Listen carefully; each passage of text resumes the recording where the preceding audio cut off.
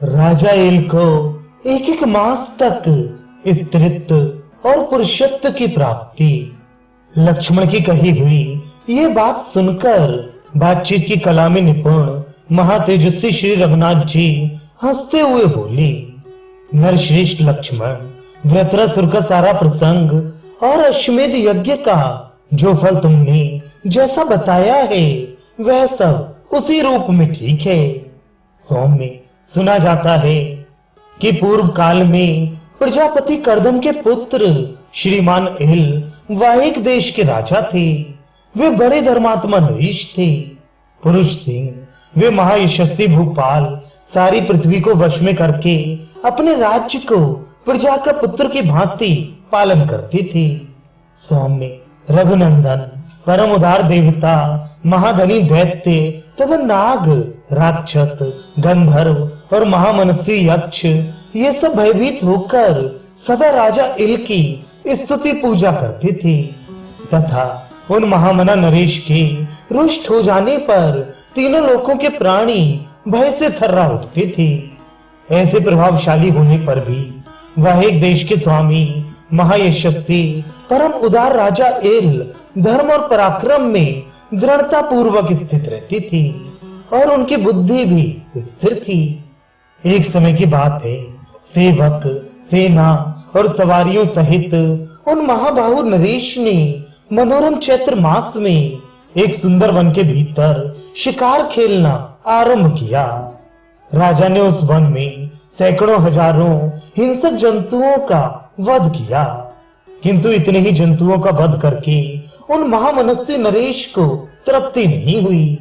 फिर उन महामना इल के हाथ से नाना प्रकार के 10,000 हिंसक पशु मारे गए। तत्पश्चात वे उस प्रदेश में गए जहां स्वामी कार्तिकेय का जन्म हुआ था। उस स्थान में देवताओं के स्वामी दुर्जय देवता भगवान शिव अपने समस्त सेवकों के साथ रहकर गिरिराज कुमारी उमा का मनोरंजन करते थे, जिनकी ध्वजा पर वृषभ का चिन्ह सुशोभित होता है। वे भगवान उमा वल्लभ अपने आप को भी स्त्री रूप में प्रकट करके देवी पार्वती का प्रिय करने की इच्छा से वहां के पर्वतीय झरनों के पास उनके साथ विहार करते थे।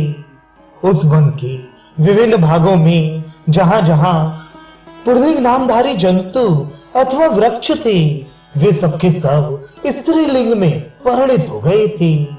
वहां जो कुछ भी था, चराचर प्राणियों का समूह था, वह सब स्त्री नामधारी हो गया था।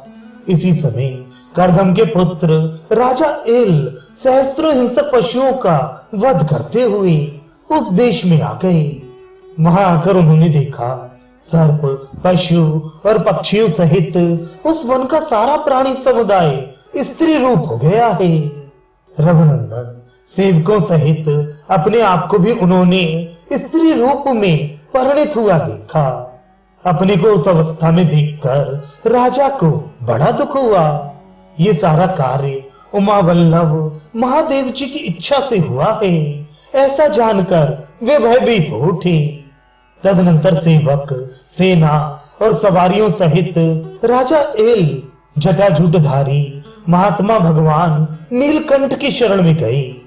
तब पार्वती देवी के साथ विराजमान वरदायक देवता महेश्वर हंसकर प्रजापति पुत्र इल से स्वयं बोले, कर्दम कुमार, महाबली राजऋषि, उठो उठो, उत्तम व्रत का पालन करने वाले सौम्य नरेश, पुरुषत्व छोड़कर जो चाहो वह वर मांग लो। महात्मा भगवान शंकर के इस प्रकार पुरुषत्व देने से इनकार कर देने पर स्त्री रूप हुए राजा एल शोक से व्याकुल हो गए। उन्होंने उन सुरश्रेष्ठ महादेव जी से दूसरा कोई वर ग्रहण नहीं किया। तदनंतर महान शोक से पीड़ित हो राजा ने गिरिराज कुमारी उमा देवी के चरणों में संपूर्ण हृदय से प्रणाम करके यह प्रार्थना की, संपूर्ण वरों की अधीश्वरी देवी, आप माननी हैं, समस्त लोकों को वर देने वाली हैं।